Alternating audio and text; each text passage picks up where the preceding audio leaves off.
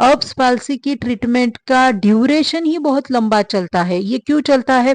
क्योंकि जब बच्चा पैदा होता है तब ये प्रॉब्लम उसको हो जाती है, बट पैदा होने के साथ साथ उसका क्या हो रहा है, डेवलपमेंट भी हो रहा है। और ये डेवलपमेंट फर्स्ट टाइम हो रहा है और वो सीख भी रहा है। उस डेवलपमेंट में क्या सीख रहा है? गर्दन पकड़ना सीख रहा है, रेंगना सीख रहा है, बैठना सीख रहा है, खड़ा होना सीख रहा है, चलना, खड़े रहने के बाद भागना, ये सब सीख रहा है।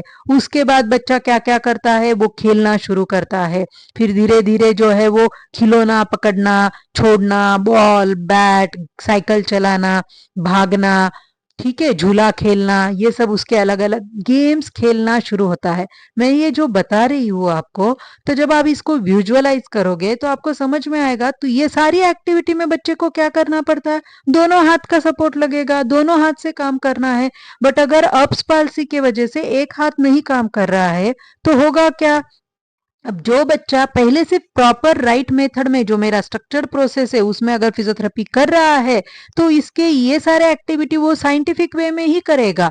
और एटलीस्ट उसका ब्रेन जो है उसको सही मेथड में ट्रेन किया रहेगा एक्सरसाइज की वजह से ऑलरेडी, तभी जाके वो मूवमेंट सही डायरेक्शन में कर पाएगा। लेकिन जिन पेरेंट्स ने अगर ट्रीटमेंट नहीं किया है या सर्जरी कर चुके हैं या ऑलरेडी इस लेवल पे इतने detail exercises, number of different exercises नहीं किए रहेंगे, तो वो उस बच्चे का ऑब्स पाल्सी का जो इंप्रेशन है या बेसिकली जो विजुअल उसका ये रहेगा अपीयरेंस, वो कैसा होगा? हाथ एक तो छोटा हुआ रहेगा, अखड़ गया होगा, या काफी बार श्रिंक हुआ है, ठीक है, छोटा लगता है। उस हाथ से वो कुछ भी नहीं करता है। भले उसको थोड़ा बहुत मूवमेंट रहेगा, फिर भी वो नॉर्मल हाथ का ही ज्यादा यूज करता है, क्योंकि तब तक वो बड़ा हो चुका होता है। और जब ये बच्चा स्कूल में जाने के पहले प्ले ग्रुप में जाते हैं, थोड़ा सा स्केचिंग, ड्राइंग, या कुछ तो मतलब पेंसिल से ये करना, दीवार पे कुछ तो लिखना, या चौक से कुछ तो घुमाना, तो ये सब करना मतलब क्या है? ये सारी फिजिकल मूवमेंट होते हैं, अलग अलग हर कोई बच्चा करता है। शूज पहनना, शूज की लेस जो होती है वो बांधना, बॉटल से पानी पीना, बॉटल का कैप लगाना, टिफिन खाना, टिफिन का ढक्कन जो होता है डब्बे का वो निकालना, बंद करना, मतलब ये मैं क्या बता रही हूँ आपको, ये सारी एक्टिविटीज है जो हम दोनों हाथ से छोटे कोई भी बच्चे करते हैं। और ये सारी एक्टिविटी कब होंगे? जब वो बच्चा उस एज में जाएगा तभी वो कर पाएगा, उसके पहले नहीं कर पाएगा। और ना ही हम उनको उस मतलब वो मूवमेंट करने के लिए उसको ट्रेनिंग पहले से भी देनी जरूरी है। बट इसका मतलब ये नहीं है कि उस एज में जाएगा तब उसको सिखाएंगे, तब नहीं सीखेगा वो, क्योंकि तब तक उसका ब्रेन मैच्योर्ड होता है। वो बोलता है इस हाथ से नहीं हो रहा है ना, तो ये दूसरे हाथ से काम कर ले, काम तो मेरा हो रहा है ना, तो वो हाथ ऐसे ही रखेगा, वो यूज ही नहीं करेगा। और जो नहीं यूज करेगा तो वो और श्रिंक होगा, श्रिंक होने से और टेढ़ा दिखेगा, डिसेबिलिटी ज्यादा दिखेगी। और इसीलिए जो है, हमेशा मैं कहती हूँ, ट्रीटमेंट का टाइम लंबा क्यों है? क्योंकि ये ग्रोइंग एज में होने वाला प्रॉब्लम है, और जब तक ग्रोथ होती रहती है फिजिकली, आपको एक्सरसाइजेस करने ही पड़ेंगे। तो इसमें कोई भी दो राय नहीं है, या कोई भी डाउट आपको नहीं होना चाहिए कि कब ठीक होगा और कितना टाइम लगेगा।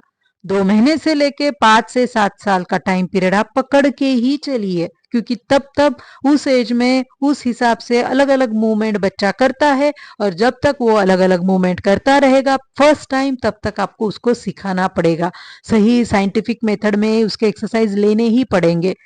और जब वो पूरा प्रॉपरली सारे डिफरेंट एक्टिविटीज से यूज टू होता है, फर्स्ट टाइम इंट्रोड्यूस होता है और बाद में रिपीटेटिवली करता है, तब उसके लिए वो चीज नई नहीं होती है। और इसीलिए लगभग कोई भी बच्चा उसके एज के हिसाब से 5-7 साल तक हर कुछ चीजें, जो भी रेगुलर एक्टिविटी है, मूवमेंट है, या रेगुलर सब कुछ चीजों को पकड़ना, समझना, यूज करना, लगभग सब बच्चे सीख जाते हैं। और इसीलिए ये ट्रीटमेंट लंबा चलता है। और इस तरह से जब आप करेंगे तभी जाके आपकी, पहले तो आप ये कह सकते हैं कि हमने ट्रीटमेंट कंप्लीट लिया, तभी जाके हम भी कह सकते हैं कि कंप्लीट ट्रीटमेंट लिया है, तो रिकवरी भी कंप्लीट आप एक्सपेक्ट कर सकते हो। और इस तरह से करने से ही वो डिसेबिलिटी में नहीं जाएगा उसका हाथ, और उसका फंक्शनल मूवमेंट यानी कि ज्यादा से ज्यादा हाथ का यूज नॉर्मल की तरह वो कर पाएगा।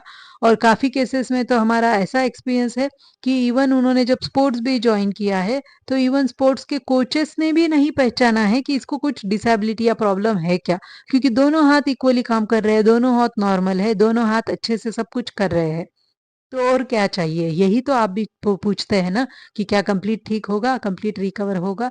तो हाँ, रिकवर कंप्लीट होगा अगर इस मेथड में स्टेप बाय स्टेप वे में अगर आप कंप्लीट ट्रीटमेंट आपका बच्चे का लेते हैं तो।